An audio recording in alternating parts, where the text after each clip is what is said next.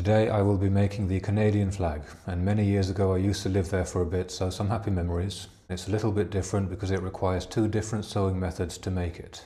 The base or the background of the flag will be sewn with the normal straight seams, but the maple leaf will need to be appliqued on, which is basically a very tightly spaced zigzag stitch. Officially the flag is in a 1:2 ratio, and the white space is a 1:1 square. To replicate an accurate maple leaf, the white area is further broken down into a 32 by 32 grid. I'm going to make my flag 80 centimeters by 160.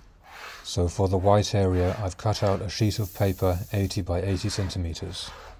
And I draw onto it that same grid, scaled up for my size. And then it's just a case of copying out the maple leaf square by square.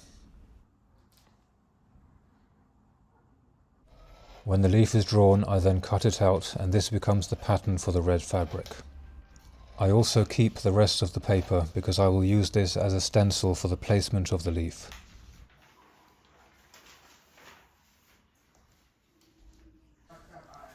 The fabric I will use is 100% cotton in red and white at roughly 200 grams per square meter.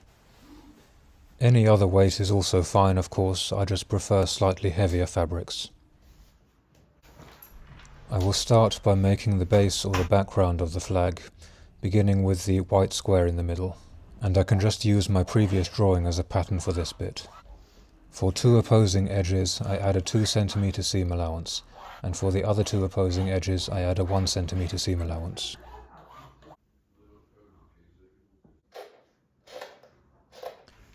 Next I draw and cut the two red pieces of the base.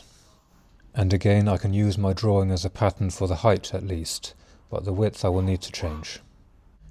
The width for both pieces will be 40 centimeters for me, and on both pieces I add 2 centimeters seam allowance all the way around. These are all of the pieces now cut out and ready to be sewn together.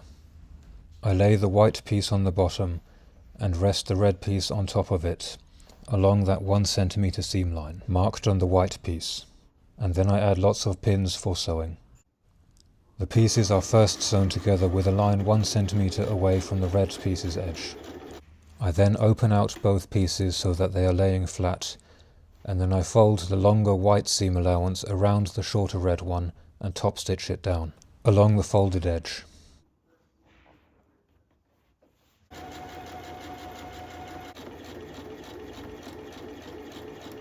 And this is the basic flag seam, 2 rows of stitching with all of the seam allowances neatly tucked away on both sides.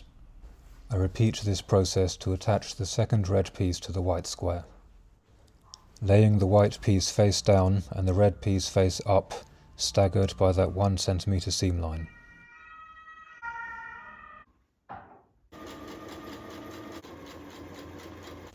And at this stage the base of the flag is already finished. It's really nice and simple. The maple leaf does not touch any of the edges of the flag, so at this stage I am safe to finish off the edges as well.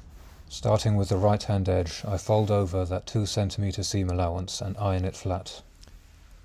Afterwards I fold those 2 centimeters in half to conceal the raw edges and iron again. And this is just sewn in place with 2 rows of top stitching. And then I repeat this process for the top and bottom edges as well, leaving the left hand edge open for the time being. And these are how the finished edges turned out. This completes the base or the background of the flag, ready for the maple leaf. And so now moving on to the maple leaf, I place down my drawing onto the red fabric, making sure that there is room for allowance around it. And I just trace around this pattern with a pen. At this stage I don't need to cut any accurate seam allowances, just a rough cut will be absolutely fine. I next place this piece roughly in the middle and lay my stencil on top of it. Then it's just a case of carefully shimmying around that red piece until it's perfectly in place. And once it is, I then add lots and lots of pins to hold it in place for sewing. As mentioned earlier, I will need to use a second method to attach the maple leaf, known as applique, and this also involves 2 rows of stitching. First I sew along my pen marks with a regular straight stitch. This is how it looks when that stage is done. I can now cut away all of the extra fabric ready for the next stage, and I just cut as near to my stitching as I possibly can get. The second and final stitch for the maple leaf is a zigzag stitch with a very short stitch length. This results in a nice and neat block of continuous stitching all the way around the edge. This is a great method for complicated designs.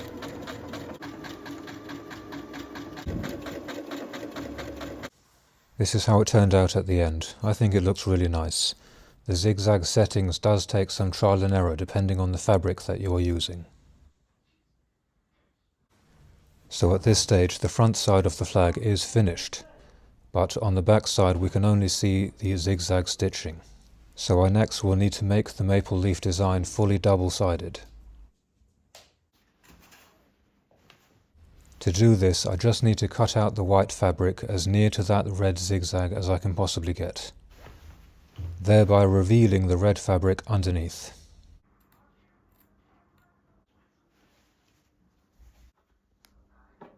The very last part to make is the strip of fabric which will house the rope.